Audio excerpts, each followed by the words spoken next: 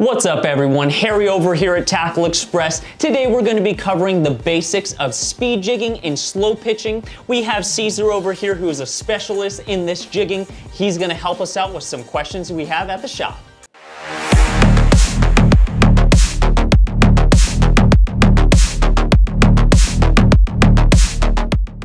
Starting off with our first question that we get asked a tremendous amount in the shop is the benefits of jigging versus conventional fishing. So Ceasar, tell me, why would someone look to want to start fishing these jigging applications versus the standard conventional that we're all so fond of? Okay, so to start off with, weight and size is a big difference. This is a light outfit for traditional rockfish fishing. Something like this. With a 16-ounce torpedo sinker, 2 hooks, shrimp flies, versus something like this, which is about half the weight, a lot more action to the rod, so it's a lot more fun. A reel is half the size. The reel is half the size, and you're fishing a jig that's a third the weight versus 16 ounces. So with that being said, so going from the standard conventional rod that we're gonna fish a 16-ounce sinker with 2 hooks, now we're going with this lighter jigging rod, which is smaller all around. The rod is smaller, the reel is smaller, the lure is smaller. How can we get away with fishing something that is so much lighter than the 16-ounce that is required here? First of all, generally on jigging outfits, you run a lot lighter spectra. People always think that you need to run heavy spectra for this type of application, and you really don't. Traditionally, if you're fishing 200 grams or less in waters up to 600, 700 feet, all you need is 30 pounds or less on the braid diameter. 30-pound braid, not heavier, 30 pound. 30 pound or less. Okay. Versus traditional rock fishing on a 16-ounce torpedo sinker, people start off at like 65-pound braid. Right, much heavier. Much heavier. So the thicker the braid is, the more drag you have in the water, the more weight you're going to need to get down to the depth you need to get. With the lighter braid, smaller weights, everything becomes more compact, more light. It's more enjoyable, especially when you're fishing deep. Very good. So essentially with this super light jigging rod, this super thin 30-pound braid, small reel, small jigs, that's going to allow us to reach depths of upwards of 300 to 600 feet alongside a 16-ounce dropper loop rod. Well, absolutely. Very good. Absolutely. And when you're bringing it up with a fish, it's not going to be as noticeably different. Okay. But when you're coming up with no fish, it's a lot easier to wind up. A big noticeable difference. Yes. Very good. It's a lot easier to wind up 6 ounces than 16 ounces. Okay. So figure, besides just the weight factor of being able to fish smaller weights in smaller line, why would someone want to choose one of these jigging rods over a conventional? Why do they want to go with this lighter action rod? So with a jigging rod, it's more interactive. You're actually more engaged in the action of actual fishing versus your traditional sinker fishing with bait. You drop to the bottom, and you're waiting for the fish to come to you. You're looking for the fish with this. With the jigging outfit, you're actively fishing. You're actually working the jig up and down and enticing the fish to bite versus having a sinker that's dragging the bottom with bait, and you're at the whim of whatever comes and smells the bait first and eats it. Generally, when you're fishing an active lure, you will generally draw the larger and more aggressive fish than you do with sitting there fishing bait. I'm pretty sure you've all seen it. Guys fishing bait with a 16-ounce sinker will catch a lot of these mixed small rockfish, and the guy may be fishing a swim bait or a jig will catch a bigger lingcod or a bigger rockfish because they're the more aggressive fish. I see, looking for the bigger meals, sustain them longer. Absolutely, and the more action, the more active your bait is down there, the more aggressive fish will come and attack it versus dragging the bottom, waiting for something to smell it and to find it. I see. Okay, so definitely a lot more fun. You're interactive, lighter weights, just it seems way more enjoyable all around. Absolutely. How much more productive am I going to be with this jigging setup minus the standard bait fishing? Honestly, if you are starting, you'll probably see about a 50% increase. Really? Versus bait fishing. Okay. If you're really good, you're probably talking about 75 to 80% difference. That's a very large number. Okay. Tremendous number. I'll give you an example. When we go out and fish up north in Morro Bay area, and this goes back 15 years ago when we started jigging real heavily, and majority of the boat was still fishing sinkers with 2 shrimp flies and bait. I can start an hour and a half later than everybody else does and finish my limit probably an hour and a half before before they finish their limit. Very good. Pretty quickly, yeah. Definitely. So figure we talked a lot about more of the rockfish applications here of dropping down super deep, heavy weights looking for rockfish. We also have a lot of guys that come into the shop looking to catch yellowtail, tuna, and more of those pelagic species. Is this setup right here still capable to catch a yellowtail or a smaller grade tuna? Absolutely. Would you change anything? Different line, different lure weights? If I'm fishing non-structure, if I'm fishing deep water, kelp patties, out in deeper water where you don't have to worry about getting rocked or kelped, I would keep the same outfit, 30-pound braid. Okay. On the same type of light outfit. If you're fishing around structure, heavy structure, at the islands, around kelp beds and stuff like that, you might want to go step up to like 50 or even 65-pound braid. Okay. You're not fishing as deep as you would be in open water, so you can step up to the heavier braid. Okay. To get away with it. And with the heavier braid, you're looking for bigger fish. That just widens your horizons for bigger fish, essentially. Absolutely. Okay. So on a light jigging outfit like this, I've been out there 2 years ago. We fished on a tuna trip offshore, and I brought my ultralight outfit, which is about the same size as this outfit right here, fishing a 60-gram jig, 32-pound yellowtail. Wow. So guys were like, I can't believe you landed that fish with that fairy wand. And that's what everybody calls it. You know, I walk on the boat and they're like, what are you doing with that trout pole? And then when you start catching fish and they're not catching fish consistently, they're all like, what rod is that again? I thought you said it was a trout pole. Very good. So yeah, it's a lot of fun, and people are afraid to pull on these things. And that's one thing I can say is don't be afraid to pull on these rods. They're a little bit slower action, so they can take a lot more abuse than a traditional rod. They have a lot of power, even though they're small diameter. The trick is you don't want to bounce a fish or high stick it.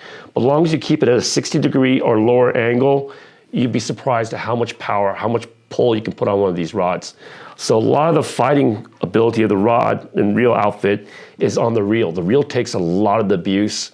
The rod is just a big, giant shock absorber.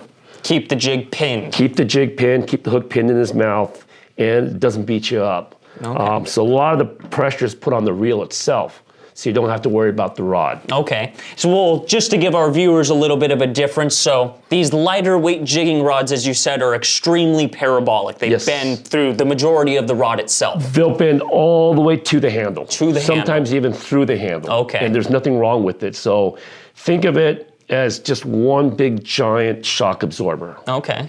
The more it bends, the more shock it takes. So not only does that keep the hook from pulling out of the fish's mouth, but it also keeps you from being abused by the fishing pole that shuts off quick, because now you're on the wrong end of the lever. Right. The lever's pulling on you. Rather with like this longer standard rod that is what we consider fast action, which majority of the rod, about 2/3 of the way, is backbone.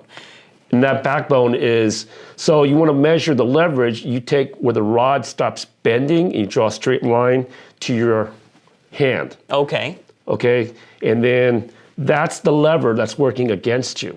I see. So on a slower action rod, on a jigging rod where it bends quite a ways down, you'll find the distance between the lever in front and the lever behind is almost equal versus a traditional fast action rod. You're going to have 2/3 the lever against you. So you're fighting the rod a lot of the times, not just the fish. So rather with these slow pitch jigging rods, these ones you're going to be using the reel for most of the battle. Absolutely. While with this conventional rod, because it is a faster action with a lot more backbone, that's where we see the standard stand-up. Stand-up where you have to lift up because your reel is already bottomed out. I see. Unpowered, you have to lift up and wind down, or if you have a 2-speed, you put it in low gear, and you see a lot of guys rest the rod on the rail to wind the fish up because they can't physically pull on the rod anymore. So versus a jigging rod, you can sit there and lock your arm at a 45 with the rod underneath your armpit, cradling your reel, and just turn the handle. You don't have to physically pull up on it and do curls. You can just lock it there and let the rod take up all the shock, and the reel will just pick up the line. Okay, and all you do is turn that handle. All you do is turn that handle. If the fish wants to run, he runs. When he stops, you just turn the handle. Very good. It's just that simple. Awesome. Another frequent question that we get here at the shop is the difference between slow pitch and speed jigging, and when and why you'd want to use the two differently, or how are they different? Okay, so if the fish are more lethargic and not as active, the slow pitch fishing is definitely more effective, whether it be offshore or onshore or nearshore. If the fish are more active and more aggressive, the speed jigging definitely going to be the more appropriate setup to check. Okay. The reason why is because a speed jig is exactly what it says.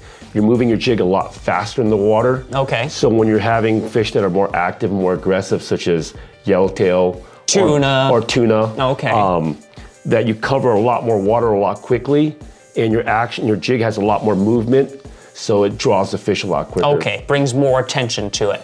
More attention to it. Okay. So when you're out fishing tuna offshore and it's a pig bite and guys are fishing this dropper loop, I'm sorry, not dropper loop, but the sinker rig, right? And they're fishing the bluefin, you get one here, one there. A pick bite. A pick bite. Sometimes that if you get a couple of guys working a speed jig through there, the commotion will actually draw the fish closer to the boat. Okay. Almost like if you were fishing the surface and if they were throwing chum. Okay. So the more activity in the water, the more the predatory fish will come into it. And they'll be more intrigued and to check it out and to bite it. And just like anybody who has a cat, if you ever play with your cat, if you threw a lure at it and moved it really, really slow like you're shaking the worm, the cat has no interest in it. Right. He might look at it, but he's not going to get real active. The moment you start popping that thing around. When you start moving it quick, now the cat's like... The instincts come out and he needs it. Exactly. Very good. It triggers... The speed jigging is more of a triggering a strike instinct or a catch it before it flees away. Okay. You know, they want to get it because it's an opportunity to feed. And if it's moving away fast, it's going to trigger that, I got to get it now. Okay. Versus a slow jig. Structure fish, slow jig definitely more effective than speed jigging. Okay. Structure fish don't like to come out and chase things down too much. So hanging it right on top of their home. Exactly, will get bit better. Versus pelagic fish, blue water fishing, the speed jigging is a lot more effective. Cover more water and it's more erratic. Sure. Okay. However, when you're fishing a kelp patty that's not really active, there's fish on it, but they're not actively feeding, the slow jig actually is more effective in that situation. Okay. Because the fish aren't as aggressive. They're probably pretty full. Right. And they're not super aggressive, kind of lethargic. You can work a slow jig through there and you get bit where you won't. With a speed jig on the other end. on the speed jig, Okay, yes. Very good. So, now looking at these two different rods between the slow pitch and the speed jigging, these two rods are very, very different in thickness. This speed jigging rod is much thicker and what looks to be quite a bit stiffer than this slow pitch rod. Yes, so the speed jigging rods, because the action that you incur on the rod has to be a little bit heavier built, because it's such a violent motion of up and down, and the potential of hooking a fish and how aggressive it bites, the rod has to hold up to a lot more impact. I see. Where the slow pitch, the fish don't really impact the jig as much as a speed jig. Okay.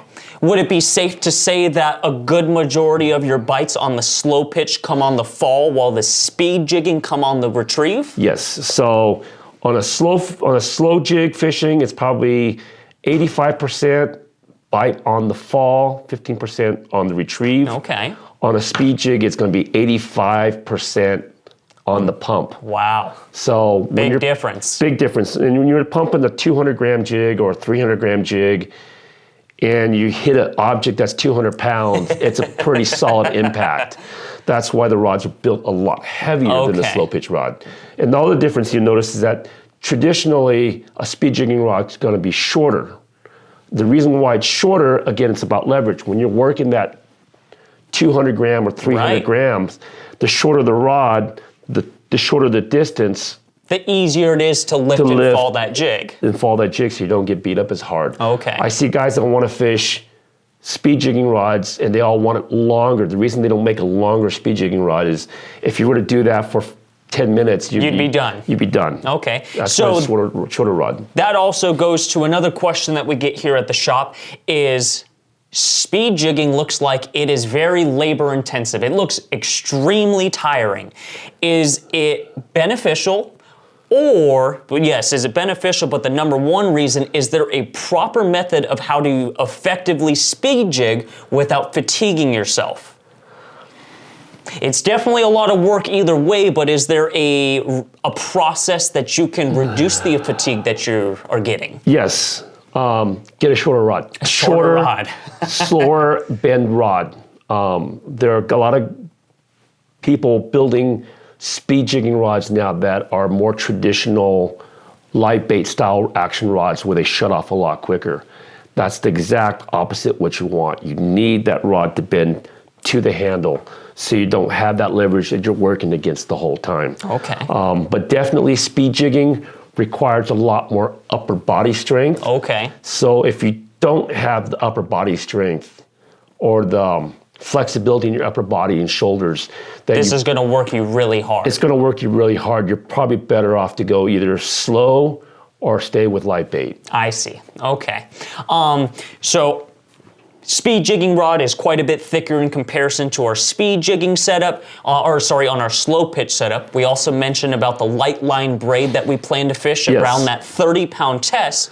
On this larger speed jigging setup, depending on the jigs that we'll cover here momentarily, what's the average braided line that you fish on one of these speed jigging setups? So depending on, again, on the jig size you're gonna use, if I'm fishing 350 gram jigs or a little heavier, I personally prefer to fish 80-pound braid. 80 pound. A lot of guys want to fish 100, 130, and realistically, you're never going to pull on a rod and reel hard enough to break 80 pound. Have you broke 80 pound on a rod and reel by pulling on it? Never. Never. You cannot get enough drag pressure on a reel to break 80 pound. And how long have you been doing this for?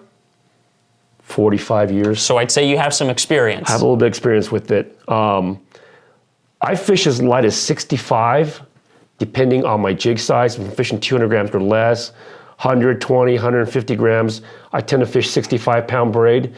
That allows my jig to get down as deep as it can go without having to have a lot of drag on the line. And again, 65 pound, if you're not rubbing against the side of the boat, you're just fine. You're just fine. It's really hard to break 65 pound on a straight pull. Okay. People say about tangles. What happens if you get tangled with a heavier braid? I hate to tell you this. The thinner braid's gonna win out over the heavier braid most of the time. It's a thinner saw is gonna cut through the heavier saw a lot quicker. Okay. So don't be afraid of tangles. It is a pain to untangle thinner braid. That much is true, but you don't really need to fish the 100-pound, 130-pound braid. So some of the biggest benefits that you get out of that lighter 80-pound, number one is its sink rate and the less scope. Less scope. You can get away with a lighter jig. So, for example, this last year we fished bluefin. We got on an unfortunate bite. The bluefin were down 500 plus feet to get bit. Deep. Deep. So everybody was fishing 450 grams, 500 gram jigs, fishing the 100, 130 pound braid. Super, super heavy tackle. Super, super heavy tackle, a lot of big belly in your lines. Guys couldn't realize if they were reaching the 500 foot mark because there was so much scope out. Okay. I was fishing 80 pound braid with a 350 gram jig. So nearly 200 grams less than everyone else. And I was able to get down to the same zone quicker. And I was able to get fish. My biggest fish in the trip was 180 on 80 pound braid, but I do fish 130 pound top shot. I run about 15 foot of 130 pound top shot. For your bite leader. For your bite leader and your chafing against the body. So yeah, I mean, guys were like, I can't believe you landed that fish on 80 pound. And they don't realize a year before that, I had a 140 in the daytime on 65-pound braid. Wow. And guys were like, you got that on 65-pound braid. It's like, yeah, but I'm still fishing 100-pound top shot. Okay. Even though I'm fishing 65-pound braid, it's just so I can get the jig down to the zone where it needs to be. Where it needs to be without wearing myself out, working the jig back up again because my jig is smaller and lighter. Right, very good. So. Okay. So we definitely covered the differences between the rods. We covered a little bit between the line. Being a larger speed jigging rod, looking at these larger West Coast bluefin tuna, on the slow pitch rod, a 2-speed reel probably isn't all that necessary, is it? No, not on a slow jigging rod. It is definitely nice to have a 2-speed for those of you who aren't used to doing these things or don't have a lot of physical strength. If you do hook a bigger fish or heavier fish, it's nice to put it in low gear. Click it into low and just wind. Traditional speed jigging, guys talk about having single speed reels and everything else like that. It's great if you're a young man. I'm a little bit older. I like 2 speeds. I'm gonna pick a 2-speed as well on the speed jigging setup for the bigger fish. So again, back to last year, my fish on the trip, I fished a 2-speed, 800 narrow. I hooked that fish with 180 pounds and it was at like 450. Okay. And so from hookup to putting the fish in the boat with a 2-speed on 80 pound was 6 minutes. And how big was the fish? 180. 180 in 6 minutes. 6 minutes. On a speed jigging setup with 80-pound braided line. Yes. It's pretty insane. I mean, you can pull pretty fast. My 140 on 65 was done on a single speed. That only took me 15 minutes. 15 minutes, man. So. Beautiful. So one of the probably most popular questions that we get is, what's the difference between a speed jig and a slow pitch jig? How can we understand and pick and choose the correct jig for the rod and reel or the time and place we're fishing? So a traditional speed jig is a jig that is weighted towards the bottom half of the jig. So you would say back weighted?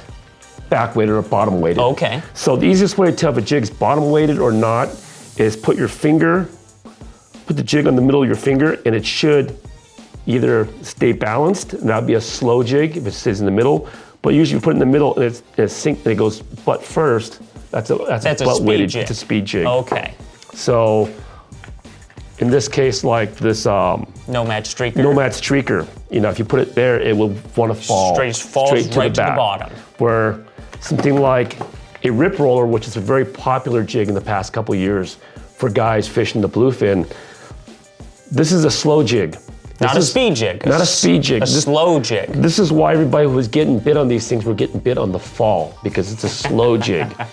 The guys that do a number on the fish, on the pump, they're fishing a speed jig, such as a Shimano flat side, or that Nomad Streaker. Nomad Streaker. Okay. Or Nature Boys. Those are speed jigs. They're designed to have action on the pump. Okay. Versus a slow jig like a rip roller. Okay. It's actually, if you look at it, it has 2 hooks, 1 on each end. It's a slow jig. It's designed to rock and roll. Okay. And flutter and shimmy. Very good. That's why guys were getting bit so well on the rail rod on the drop, because they think it was fluttering all the way down. It's fluttering all the way down. So basically, even though you didn't realize it, you guys were fishing the slow jig. Okay.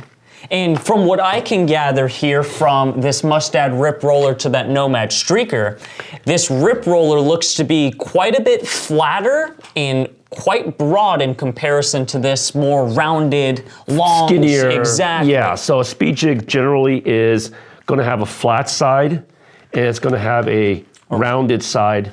So, and it's designed to sink down fast, not have a lot of action in the fall. Okay. So it's designed to pivot on the back end, on the pump, so the head rocks back and forth when your rod is working it.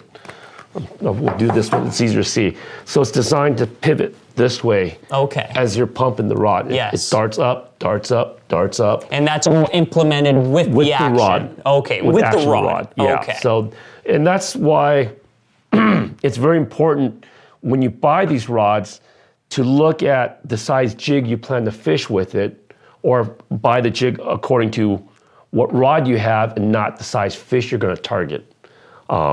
If you get a rod that's too heavy for the jig, it's not going to fish right. It's not going to fish right. It's not going to imply the action that you need to imply for the jig.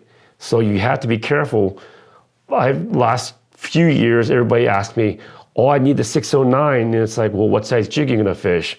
Oh, I'm going to fish 150 gram jigs. Like, no. Way too heavy. It's too stiff of a rod. Right. It's not going to imply the action. It's not going to bend, load, and unload to make your jig work. Right. You have to drop down to a 7 power. Okay. You know, or a 6 power. Right. Because that's just to get the implement of the jig. To get the implement of the jig to swim right. I see. Now, if you're fishing a heavier jig, then you definitely go with the heavier rod. Right. And you definitely don't want to go with a jig that is too heavy for the rod that it rates, for you'd be overloading. Overloading the rod, and it does the same effect. Right. Now it doesn't have the flick to make the jig dance back and forth. Okay. So it's very important, whether it be slow pitch fishing or speed jig fishing, that you buy the rod to match the size jigs you're going to use to start with.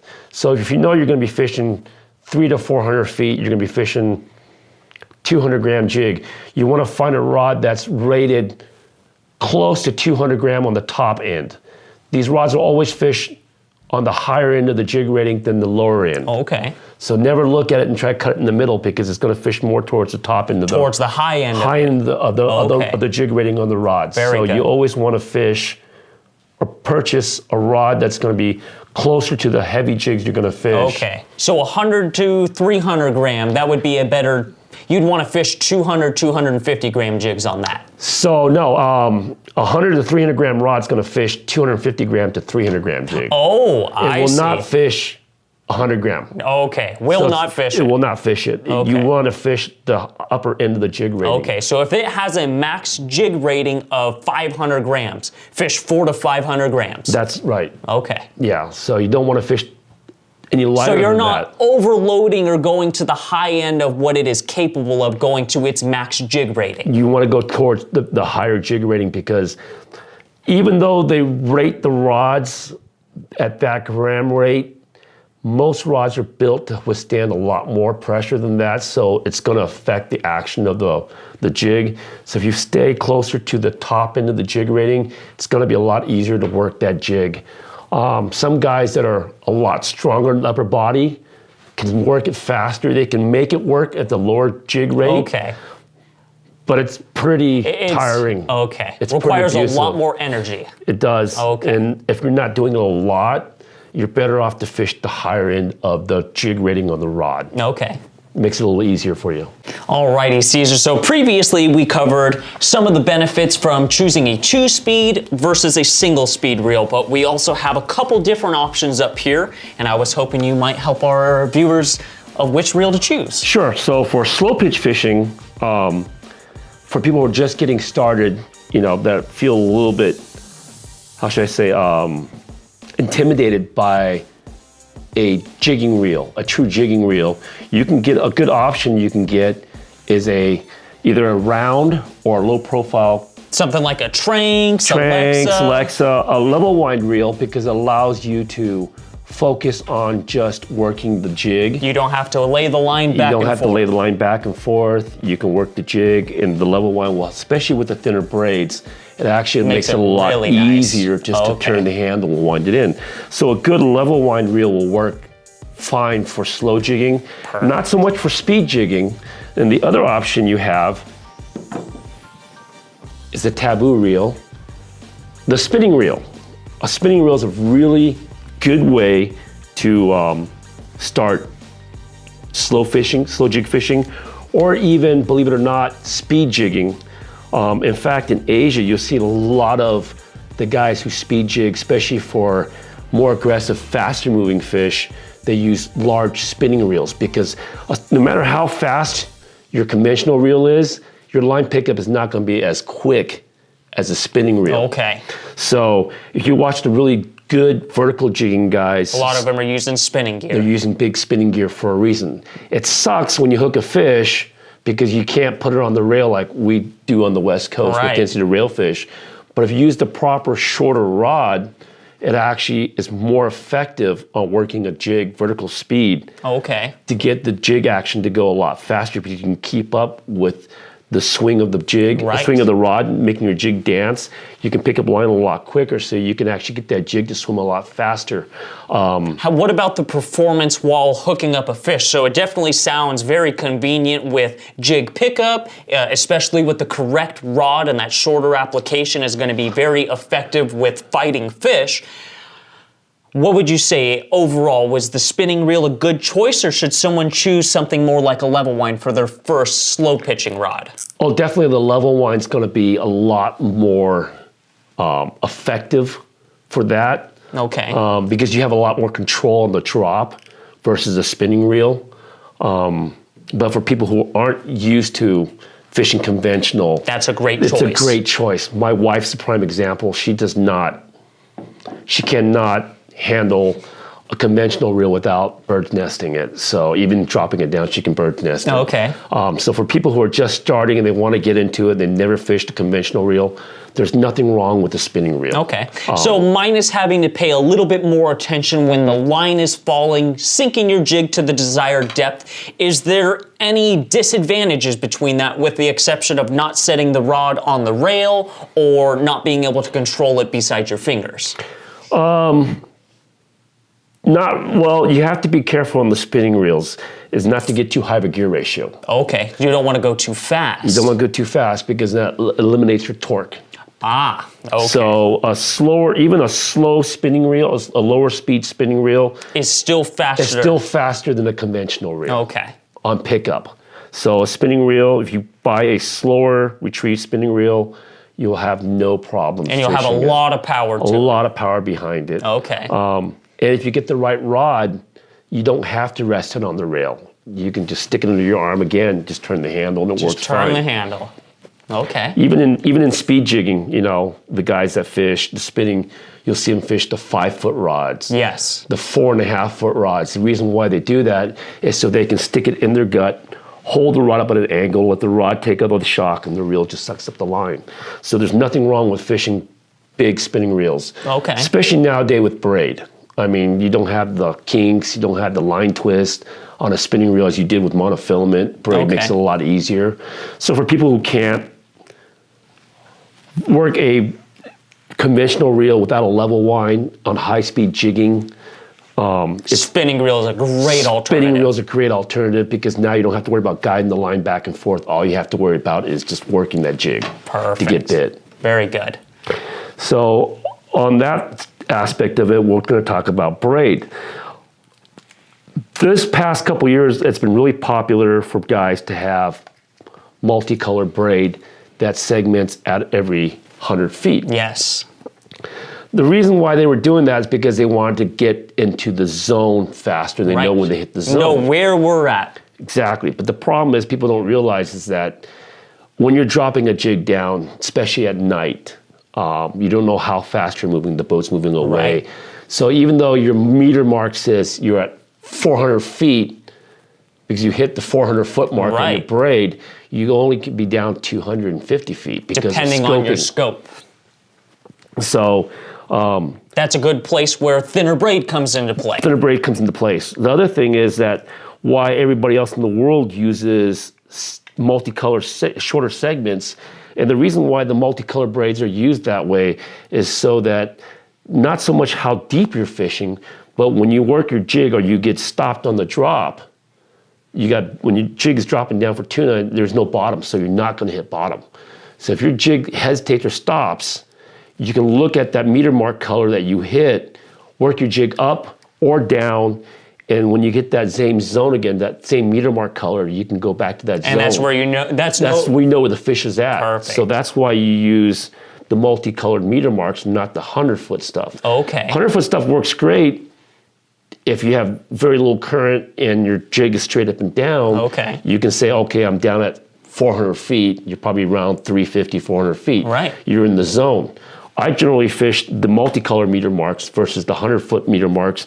I just drop it down to the point where I get bumped. Okay. So once you get bumped, you're dropping your line down, your jig gets to its desired place, you finally get a bite. You say that you keep track on how your area, you're keeping an eye on the color that you get bit on. How do you know how to get back to that desired area where you got bit? So if I got bit on the drop and it's the blue segment of my line, I'll let it, if I don't get, I got bit and I didn't stick, and so I'm gonna drop it down another 1 or 2 colors, which is usually about 10 meters per color. Okay. So, which is 30 feet. So I'm dropping down to the 30 or 40 feet.